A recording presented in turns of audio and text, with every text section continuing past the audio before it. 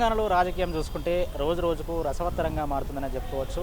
ఎందుకంటే ఇప్పటికే కాంగ్రెస్ పార్టీ పైన, కాంగ్రెస్ ప్రభుత్వం పైన బీఆర్ఎస్ పార్టీ నాయకులు చాలా విమర్శలు అయితే చేసిన పరిస్థితి కనపడతా ఉంది. ఇంకా 4 నెలలే కాంగ్రెస్ పార్టీ అధికారంలో ఉండబోతుంది. మరో 4 నెలల తర్వాత మళ్ళీ బీఆర్ఎస్ పార్టీ అధికారం రాబోతుందని చెప్పేసి అనేక విమర్శలు చేస్తున్న పరిస్థితి కనపడతా ఉంది. మాట్లాడదాం ప్రస్తుతం మనతో పాటు కాంగ్రెస్ పార్టీ జాతీయ అధికార ప్రతినిధి రాజ్ కుమార్ ఉన్నారు. అన్న నమస్తే.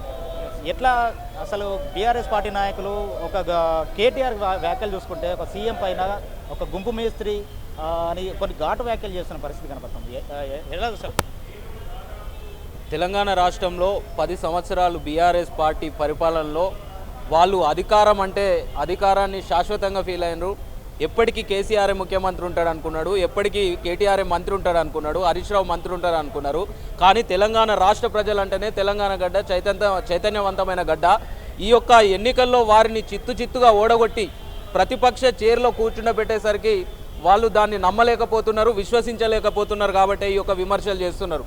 తెలంగాణ రాష్ట్ర ప్రజలు ఏదైతే ఈ యొక్క 10 సంవత్సరాల్లో విసిగిపోయి కేసీఆర్ పరిపాలన పట్ల వ్యతిరేకత గురైన తెలంగాణ రాష్ట్ర ప్రజలు కేసీఆర్ హామీలు ఇచ్చి ప్రజలను మోసం చేస్తే 10 సంవత్సరాల్లో ఇప్పుడు జరిగిన ఎన్నికల్లో వారికి గట్టి బుద్ధి చెప్పి వాళ్ళని ప్రతిపక్షంలో పడేసరికి వాళ్ళు తట్టుకోలేక నోటికి ఇష్టం వచ్చినట్లు మాట్లాడుతున్నారు.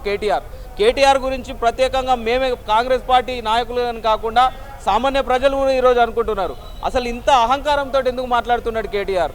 ప్రజాస్వామ్యబద్ధంగా ఏర్పడ్డ ప్రభుత్వాన్ని కూల్చేస్తామని, అసలు కేటీఆర్ లేకపోతే ప్రజలంతా ఈరోజు ముఖ్యమంత్రి కాకపోవడాన్ని ప్రజలు నమ్మలేకపోతున్నారని, అసలు ఈరోజు కాంగ్రెస్ పార్టీకి ముఖ్యమంత్రి గారిని రేవంత్ రెడ్డి గారిని విమర్శించడం కానీ ఇవన్నీ చూస్తూ ఉంటే ప్రజలే చీదరించుకునే పరిస్థితి తెలంగాణ రాష్ట్రంలో ఉంది. ఇట్లా ఇప్పుడు సరే సార్వత్రిక ఎన్నికలు అయిపోయినాయి, కాంగ్రెస్ పార్టీ అధికారంలోకి వచ్చింది, మళ్ళీ ఎంపీ ఎలక్షన్లు రాబోతున్నాయి కదా. ఎలా ఉండబోతుంది ఈక్వేషన్? ఎట్లా ఉండబోతుంది తెలంగాణలో? అసలు పోటీ ఎవరెవరికి ఉండబోతుంది? నిన్న మా ముఖ్యమంత్రి రేవంత్ రెడ్డి గారు స్పష్టంగా చెప్పారు, రాబోయే ఎన్నికల్లో బీఆర్ఎస్ పార్టీ కాంగ్రెస్ పార్టీ అసలు ఉండదు. తెలంగాణ రాష్ట్రంలో బీఆర్ఎస్ పార్టీ కథ ముగిసిన అధ్యాయం అది. ఏదైతే జాతీయ స్థాయిలో Congress party versus BJP Modi వ్యతిరేక విధానాల పట్ల రాహుల్ గాంధీ గారు ఏ విధంగా భారత్ జోడో న్యాయయాత్ర చేస్తూ దేశ ప్రజలందరినీ చైతన్యవంతం చేస్తున్నారో తెలంగాణ రాష్ట్రంలో కూడా అదే జరగబోతుంది. కాంగ్రెస్ వర్సెస్ బీఆర్ఎస్ అనేది లేదు. కేసీఆర్ అధ్యయనం ముగిసిన అధ్యయనం, బీఆర్ఎస్ పార్టీ అధ్యయనం ముగిసిన అధ్యయనం. వాళ్ళు గల్లీలో లేరు, రేపు ఢిల్లీలో కూడా పోయి పీకేదేం లేదు. తెలంగాణ రాష్ట్ర ప్రజలు వాళ్ళని గల్లీలోనే వద్దనుకున్నారు. వీళ్ళకు ఎంపీలో వీళ్ళ పార్లమెంట్లు పోయినసారి బీఆర్ఎస్ పార్టీ ఎంపీలు 9 మంది గెలిస్తే వీళ్ళు ఏనాడైనా గట్టిగా తెలంగాణ రాష్ట్రానికి సంబంధించి పునర్విభజన చట్టం హామీలకు సంబంధించి ఏనాడన్నా ఈ యొక్క మోడీతోటి కొట్లాడినరా బీఆర్ఎస్ పార్టీ ఎంపీలు? కొట్లాడలేదు. ఇప్పుడు వీళ్ళు తెలంగాణ రాష్ట్ర ప్రజలు వీళ్ళని అసెంబ్లీ ఎన్నికల్లోనే వద్దనుకున్నారు. పార్లమెంట్లో వీళ్ళ ఎంపీలు పీక్ చేసేదేముంది. కాబట్టి రాబోయే ఎలక్షన్లో జాతీయ స్థాయిలో ఏదైతే క్యాలిక్యులేషన్స్ ఉంటాయో కాంగ్రెస్ పార్టీ వర్సెస్ మోడీ ఏ విధంగా ఉంటాయో తెలంగాణ రాష్ట్రంలో కూడా అదే విధంగా జరుగుతుంది. కాంగ్రెస్ పార్టీ దాదాపు 17 కూడా క్లీన్ స్వీప్ చేసినా కూడా ఆశ్చర్యం లేదని మేము మీ ద్వారా తెలియజేసుకుంటున్నాం. మొన్నటి పర్యటనలో రేవంత్ రెడ్డి అదానీ గారిని కలిసిన పరిస్థితి చూసుకున్నాం. అయితే అదే నేపథ్యంలో ఖచ్చితంగా ఇప్పుడు కాంగ్రెస్ బీజేపీ రెండు ఒకటే అని చెప్పేసి బీఆర్ఎస్ నాయకులు కొన్ని మాట్లాడుతున్న పరిస్థితి చూసుకుంటున్నాం. ఎలా చూస్తారు?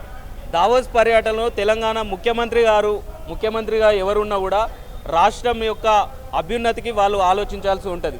పెట్టుబడులు మీరు పెట్టండు అని రేవంత్ రెడ్డి గారు అదాని దగ్గరికి పోలే. ఏదైతే దావోస్ పర్యటనలో ఉంటే అదే అదాని గారు మన తెలంగాణ రాష్ట్రానికి పెట్టుబడులు పెడతా అని వాళ్ళే వచ్చినప్పుడు ఒక రాష్ట్ర ముఖ్యమంత్రిగా ఆహ్వానించాల్సిన అవసరం ఉందా లేదా? రాష్ట్ర అభివృద్ధి గురించి ఆలోచించాల్సిన అవసరం ఉందా లేదా?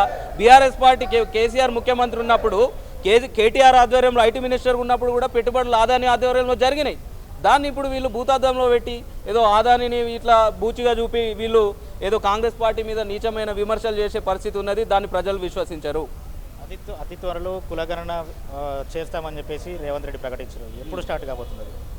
తెలంగాణ రాష్ట్రంలో కాకుండా బీసీ గణనకు సంబంధించి మా యొక్క నాయకుడు రాహుల్ గాంధీ గారు స్పష్టంగా దేశంలో మోడీ బీజేపీ ప్రభుత్వం గత 10 సంవత్సరాల నుండి బీసీ గణన చేయకుండా కులగణన చేయకుండా ప్రజల్ని ఈరోజు మభ్యపెడుతున్నారు. కాబట్టి రాహుల్ గాంధీ గారు క్లియర్గా చెప్పారు, బీసీ గణన చేపడతాం, కుల గణన చేపడతామని చెప్పారు.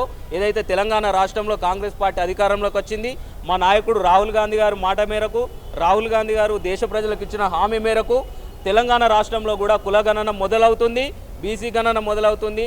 రాష్ట్ర ప్రజలందరికీ న్యాయం జరిగే అవకాశం కూడా కాంగ్రెస్ పార్టీలోనే ఉంది.